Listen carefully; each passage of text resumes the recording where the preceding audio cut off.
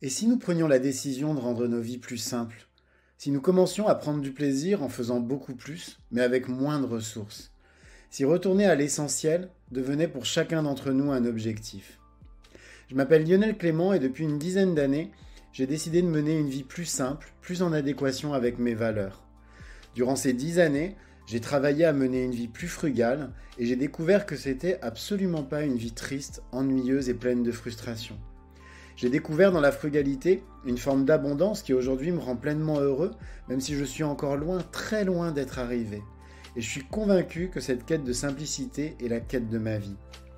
J'ai créé les chemins de la frugalité pour partager mon expérience, mes découvertes, mais aussi pour vous inspirer et vous donner envie, à vous aussi, de faire de l'essentiel le tout de votre quotidien. Je vous souhaite de passer un excellent moment avec moi sur ces chemins qui, au final, ne nous mènent qu'à nous-mêmes.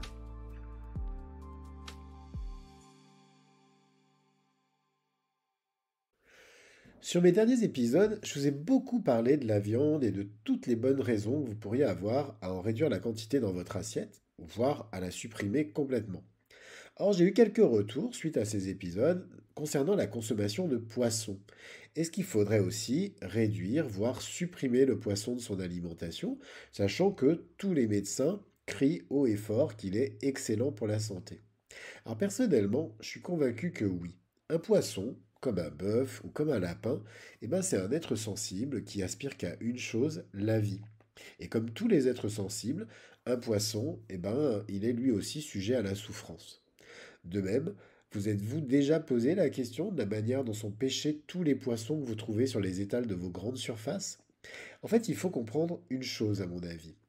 Il y a une vraie différence, mais une différence infinie entre certaines populations dont le seul mode de subsistance repose sur la pêche, et qui d'ailleurs sont les premières à pâtir de notre manière de gérer la pêche parce qu'elle est totalement irraisonnée, et notre manière à nous de nous alimenter, qui est à la fois riche, excessive, et puis très variée. Dans cet épisode, je vais donc vous donner 7 bonnes raisons de réduire, voire supprimer le poisson de votre alimentation.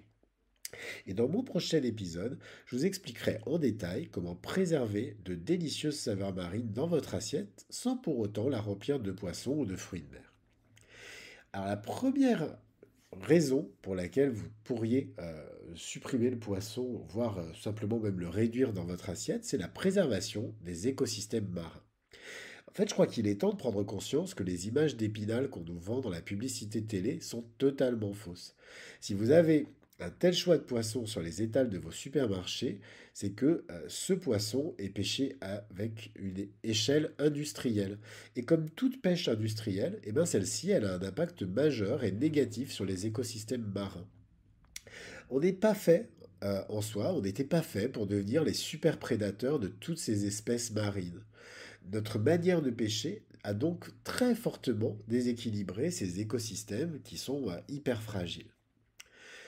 Le deuxième argument, c'est tout simplement d'éviter la consommation accidentelle de polluants et de métaux lourds. Et ça, c'est vraiment un argument santé. En fait, on l'oublie, mais nos océans sont très fortement pollués. Alors, ils sont pollués parce qu'on les a pollués, hein, attention.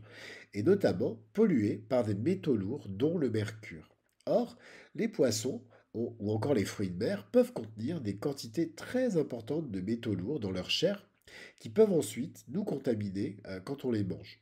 Et ces métaux lourds, ils peuvent avoir des conséquences très importantes et néfastes sur notre santé. Le troisième argument, c'est de protéger des espèces menacées. De nombreuses espèces de poissons sont aujourd'hui complètement menacées de disparition. Alors, on en connaît quelques-unes, hein, comme par exemple le thon rouge, mais il y a beaucoup d'autres espèces qui sont elles aussi menacées de disparition. Choisir de ne pas consommer ces espèces, puisque aujourd'hui il y a encore beaucoup de gens qui mangent du thon rouge malgré le fait que cette espèce est menacée. Donc choisir de ne pas consommer ces espèces a un impact direct sur la demande, même à toute petite échelle, et ça va donc contribuer à leur préservation. Le quatrième argument, c'est de lutter contre la pêche non durable. Alors il faut être clair, il y a pêche et pêche. Et ce qu'on appelle la pêche durable, ça représente une infime proportion du poisson qui est commercialisé. Alors qu'est-ce que la pêche durable? C'est une pêche qui a pour objectif de limiter les volumes de pêche pour permettre le renouvellement des espèces et la préservation des écosystèmes. L'objectif de la pêche durable, c'est pas de réaliser le maximum de profit, mais au contraire de trouver un équilibre entre nos besoins alimentaires, la juste rémunération des pêcheurs et la préservation des ressources naturelles. En refusant, nous, consommateurs, de consommer le produit de la pêche non durable, on va contribuer à promouvoir une forme de pêche beaucoup plus respectueuse et éthique. Le cinquième argument, c'est de réduire la souffrance animale. Parce que la pêche soit durable ou non, elle entraîne de la souffrance, à plus ou moins grande échelle en fonction des techniques de pêche qui sont employées. Un poisson, comme tout autre animal, ressent, éprouve du plaisir et souffre. Et contrairement à ce qu'on peut penser, la consommation de poissons n'est pas nécessaire. On a suffisamment d'autres ressources pour pouvoir vivre en bonne santé sans manger ni viande ni poisson. Comme je vous disais tout à l'heure, nous ne faisons pas aujourd'hui dans nos pays partie de populations dont l'alimentation repose majoritairement sur la pêche. Aujourd'hui, on a une alimentation qui est tellement riche qu'on a vraiment des alternatives au-delà du poisson pour pouvoir manger et vivre en bonne santé. Le sixième argument, qui est un peu dans la prolongation, c'est tout simplement de diversifier son alimentation.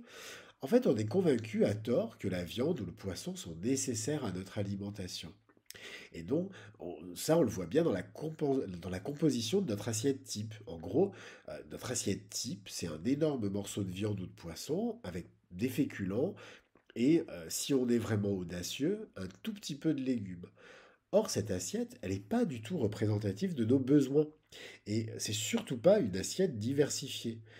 Consommer moins de viande et de poisson, voire les supprimer de votre assiette, ça va vous amener à mettre plus de légumes variés, de féculents, de légumineuses, et puis aussi d'oléagineux dans votre assiette. Bref, vous allez découvrir que l'assiette végétarienne ou l'assiette végétalienne, elle est tout sauf triste, et puis qu'elle peut être excellente, et puis surtout qu'elle va vous garder en très bonne santé. Enfin, le septième argument, c'est de soutenir la production d'alternatives à la viande et au poisson.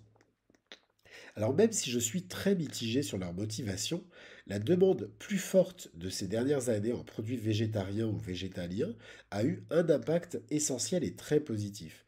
Les industriels ont commencé à proposer des alternatives végétales à la viande et au poisson. En fait, il y a encore 5 ou 10 ans, ces alternatives, elles étaient super rares. Et c'était pas simple pour les personnes qui souhaitaient adopter de nouvelles habitudes alimentaires, euh, tout simplement parce que elles trouvaient pas grand-chose. Alors qu'aujourd'hui, ces alternatives, elles sont nombreuses et très variées. On trouve même en fait du poisson végétal. Alors je le mets entre guillemets puisque c'est pas du poisson végétal, c'est pas du poisson en soi, mais on trouve même ce type de produit et je peux vous garantir que c'est vraiment très bon, c'est très très bien fait et c'est vraiment délicieux. Moins on consommera de produits d'origine animale, plus donc on va obliger les industriels à proposer des alternatives crédibles pour satisfaire une demande croissante. Cet épisode des chemins de la frugalité est maintenant terminé. Alors comme d'habitude, je vous invite, si vous aimez mon podcast, à vous y abonner. Et pourquoi pas à lui mettre 5 étoiles sur votre plateforme de podcast préférée. Ça va beaucoup beaucoup m'aider à bien le référencer, c'est-à-dire à le rendre plus visible. Et puis sinon, vous pouvez aussi le partager autour de vous afin de le faire connaître à vos proches.